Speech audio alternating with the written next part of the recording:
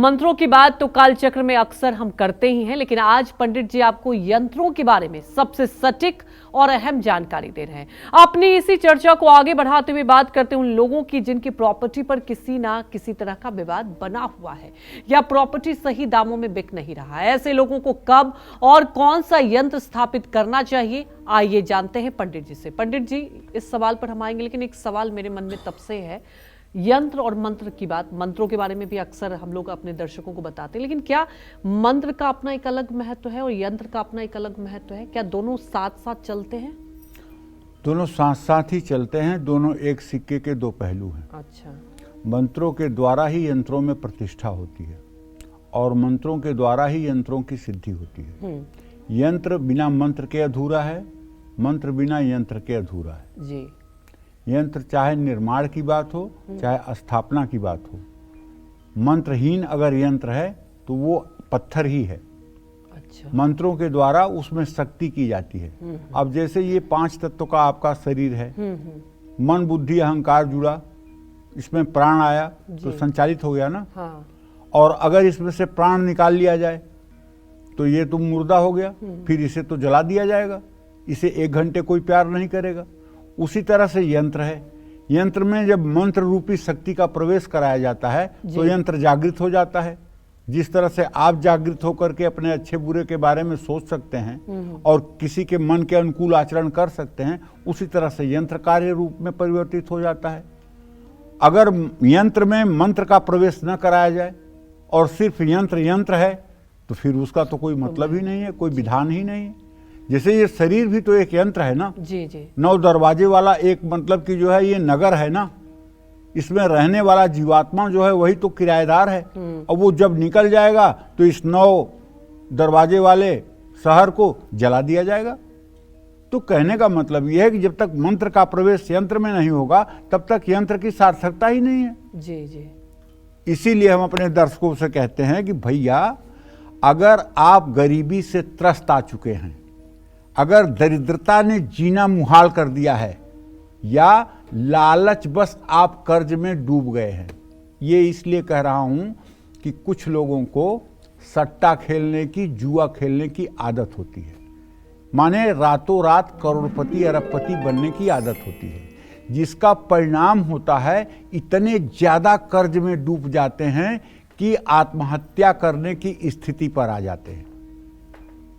तो अवलव नसानी अबना न सही हूं, आज तक आपने जो किया, अब से कसम खा के प्रतिज्ञा कर लीजिए भगवान के सामने कि हम सट्टा जुआ नहीं करेंगे, हम व्यभिचार नहीं करेंगे, हम मदिरा मांस का प्रयोग नहीं करेंगे, हम सदाचार पूर्वक जीवन जिएंगे, हम भगवान का स्मरण करेंगे, भगवान का चिंतन करेंगे और प्रभु को समर्पित करके हर कार्य करेंगे। अगर ऐसी आपके मन की कामना बन जाए और आप उपासना करना शुरू करें तो निश्चित रूप से आपके जितने भी दुख हैं उनका समाधान थोड़ा समय जरूर लगेगा, लेकिन प्रभु कर देंगे, इसमें कोई दो राय नहीं। अगर किसी जमीन पर विवाद है, संपत्ति मनचाहे दामों में बिक नहीं रही है या आपके मकान को लेकर विवाद चल रहा है, तो उस मकान में मारुति यंत्र, ये हनुमान जी का यंत्र है, उसकी स्थापना करनी चाहिए।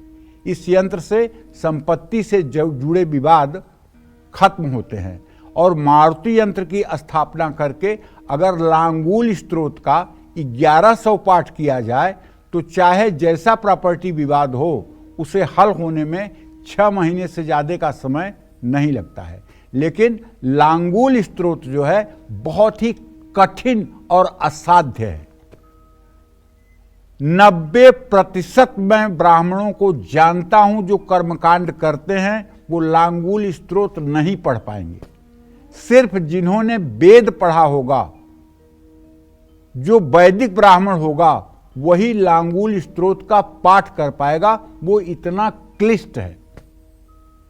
तो अगर मारुति यंत्र की स्थापना करके और एक अनुष्ठान पूर्वक लांगूल स्त्रोत का 1100 पाठ करवा लिया जाए तो प्रॉपर्टी से जुड़ा चाहे जैसा भी विवाद हो, वो विवाद आपको निश्चित रूप से न्याय दिलवाएगा।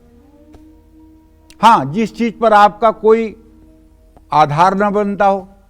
अब आप कहिए कि मैं लांगुल स्त्रोत का पाठ करवाऊंगा और मारुति यंत्र स्थापित करूंगा, इंडिया गेट मेरा हो जाए, राष्ट्रपति भवन मेरा हो जाए, तब थोड़ी होगा।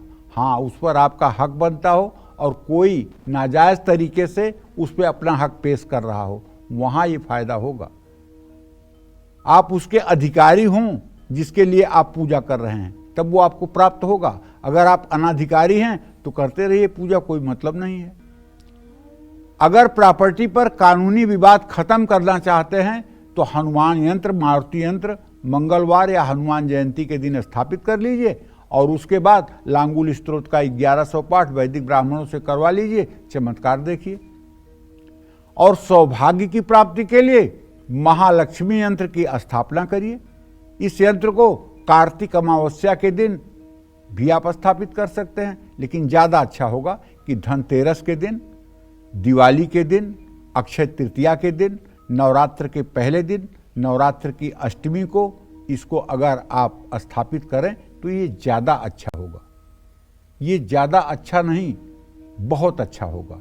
और स्थापना करें तो ध्यान रखें, यंत्र की पूजा जैसे श्रीयंत्र है तो श्रीयंत्र को दक्षिणावर्ती शंख में पहले जल भर करके और उसको पीतल की थाली में यंत्र को रख करके श्री सूक्तम के मंत्रों को बोलते हुए शंख के द्वारा उस श्रीयंत्र का अभिषेक करिए, फिर दूध के द्वारा अभिषेक करिए, फिर गन्ने के रस से अभिषेक करिए, फिर शहद से अभिषेक करिए, फिर घी से अभिषेक करिए, दही से अभिषेक करिए, फिर उस पर थोड़ी सी चीनी लगा करके यंत्र को साफ करिए, फिर शुद्ध जल से अभिषेक करिए, साफ कपड़े से पोंछकर उसे सिंहासन पर आरूढ़ करिए। उसके बाद में कलावा, हल्दी, अक्षत, सिंदूर, रोली, अबीर, गुलाल सब चढ़ाइए, लाल पुष्प चढ़ाइए और उसके बाद में धूप दीप जलाइए और एक तांबे या पीतल की प्लेट में काजू, किशमिश, मिश्री, फल का भोग लगाइए, पान का पत्ता चढ़ाइए, एक गिलास में भगवती के लिए पानी रखिए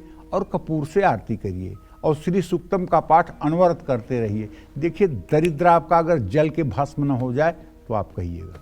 कलयुग में आज भी चमत्कार होता है, बस आपके श्रद्धा के ऊपर डिपेंड है कि आपकी श्रद्धा कैसी है। अगर आपकी श्रद्धा है कि बदलेगा समय तो बदलेगा, अगर आपके मन में शंका है कि हो सकता है बदले या ना बदले तो कुछ नहीं बदलेगा।